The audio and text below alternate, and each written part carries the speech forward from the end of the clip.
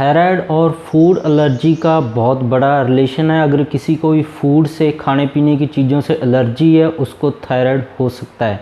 तो आप सभी का स्वागत है साइंटिफिक बेस्ड होम्योपैथी चैनल में।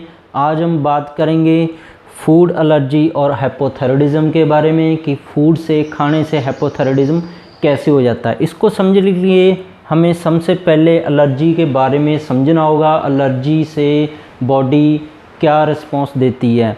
बॉडी कोई भी अगर हानिकारक बैक्टीरिया बॉडी के अंदर आ जाता है तो उसको बॉडी का काम होता है पकड़ना। ये होता है बॉडी का रिस्पॉन्स। जैसे किसी के गले में इन्फेक्शन हुई तो बॉडी उस बैक्टीरिया को पकड़ लेती है। जहाँ पे बॉडी ने उस बैक्टीरिया को, कीटाणु को गले में पकड़ लिया, वो वाला हिस्सा सूज जाता है। जैसे टॉन्सिल में बैक्टीरियल इन्फेक्शन से हो जाता है तो टॉन्सिल सूज जाते हैं। तो उस सूजने वाले रिस्पॉन्स से बॉडी नॉर्मल अपना रिस्पॉन्स देती है। उसको बुखार हो जाता है, उसको भूख कम लगने लग जाती है, बहुत जल्दी उसको गर्मी भी महसूस होने लग जाती है, जहाँ ठंड भी महसूस होती है। तो बॉडी ये सारी रिस्पॉन्स नॉर्मली देती है। ये रिस्पॉन्स कब देती है? जब कोई भी हानिकारक कीटाणु बॉडी पकड़ ले। जहाँ पे वो पकड़ लेती है वहाँ पे ये सारी चीज़ें, सोजस, इन्फ्लामेशन, वहाँ पे दर्द है, ये सारी चीज़ें वहाँ पे होनी शुरू हो जाती है। अब क्या होता है, अगर किसी को भी कोई खाने पीने वाली चीज़ से एलर्जी हो, ज़्यादातर जैसे कि दूध से और व्हीट है, जो गेहूं है, कणक है, अगर उससे एलर्जी हो, अगर वो पर्सन बार बार वो खाता रहता है तो बॉडी क्या करती है, पेट के आसपास तो ये सारे नॉर्मली रिस्पॉन्स दिखाती है। पेट में दर्द होना, पेट में बार बार इन्फेक्शन होना, पर ये इस हिस्से को छोड़कर जो बॉडी रिस्पॉन्स है और हिस्सों पर भी देने लग जाती है। अगर इसका हम इलाज ढंग से नहीं लेते, इस एलर्जी वाले खाने को बंद नहीं करते, पहले तो बॉडी अपना जो इफेक्ट है इसी हिस्से पे रखती है। अगर हम बार बार बॉडी को हम ये एलर्जी वाला खाना देते रहेंगे तो शरीर है भूल जाता है कि उसने पेट पे ही अकेला काम करना है। वो शरीर के दूसरे हिस्से जैसे कि गुर्दे हो गए, लिवर हो गया, तिल्ली होगी, इन हिस्सों के ऊपर भी वैसे ही रिस्पॉन्स इसके जैसा दिखाने लग जाती है। गुर्दों में सोजन होने लग जाती है, लिवर के अंदर सोजिश होने लग जाती है, स्वेलिंग हो जाती है, इन्फ्लामेशन हो जाती है।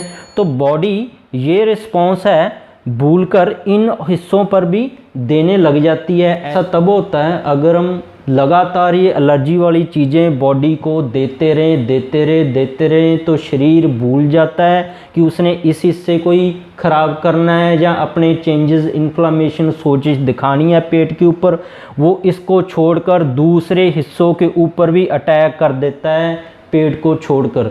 तो इसी तरह अगर ये एलर्जी वाले खाने को या किसी को किसी फूड से एलर्जी है, वो लगातार लेता रहता है, तो यही एलर्जिक रिएक्शन है वो बॉडी है थायराइड में भी शुरू कर देती है। तो जैसी थायराइड के अंदर सोजिश है वो शुरू होगी, इन्फ्लामेशन शुरू होगी, तो उसके बाद थायराइड ग्लैंड के अंदर डैमेज है शुरू हो जाएगा। ये उसको एलर्जी नुकसान पहुंचाना शुरू कर देगी। उसके बाद जो हार्मोन है T4 है और T3 है, ये भी डैमेज होना शुरू हो जाएंगे। और थायराइड ग्लैंड के अंदर कभी कभी नड्यूल भी बन जाता है, गांठ भी बन जाती है, क्योंकि ये एलर्जी वाला रिस्पॉन्स हमने बॉडी को इतना दे दिया, इतने बार हमने एलर्जी वाला खाना दे दिया कि बॉडी अब भूल ही गई है उसने पेट पे काम करना है। वो ओवर रिस्पॉन्स देने लग गई है, सारे हिस्सों को ही खराब करने लगी है बॉडी के। तो इसलिए एलर्जी अगर किसी को है दूध से या खाने वाली किसी और चीज़ से, उनको भी थायराइड हो जाता है। थायराइड के साथ साथ बॉडी के और भी हिस्से खराब हो जाते हैं।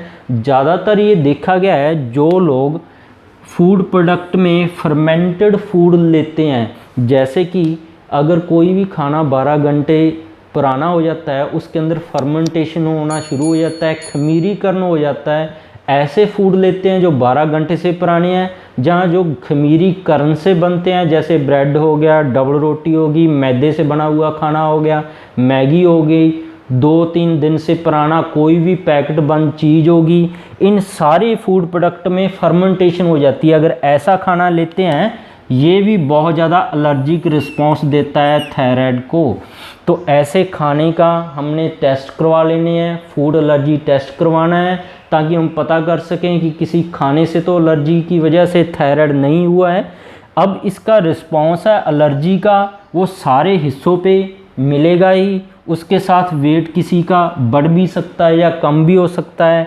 हाइट के ऊपर भी इसका असर जाता है, क्योंकि हाइट को भी थायराइड ने कंट्रोल करना होता है, और एलर्जी की वजह से थायराइड है वो ख़राब हो जाता है। ज़्यादा एलर्जी होने से खून के अंदर अनीमिया, खून की कमी हो जाती है, हार्मोन डिस्टर्बेंस हो जाती है, न्यूट्रिशन है जो विटामिन है जो हमारे शरीर के विकास के लिए ज़रूरी है वो भी शरीर है खाने से निकाल नहीं पाता। तो अगर हम थायराइड को ठीक करना चाहते हैं तो ऐसे जो खाने हैं, फर्मेंटेड फूड है, वो भी हमें बंद करने पड़ेंगे। जिनसे हमें एलर्जी है वो भी चीज़ें हमें बंद करनी पड़ेंगी। और ये एलर्जी कभी कभी किसी को पेट की कोई इन्फेक्शन रह रही होती है पुरानी, उसकी वजह से भी दूध और गेहूं से किसी को एलर्जी होनी शुरू हो सकती है।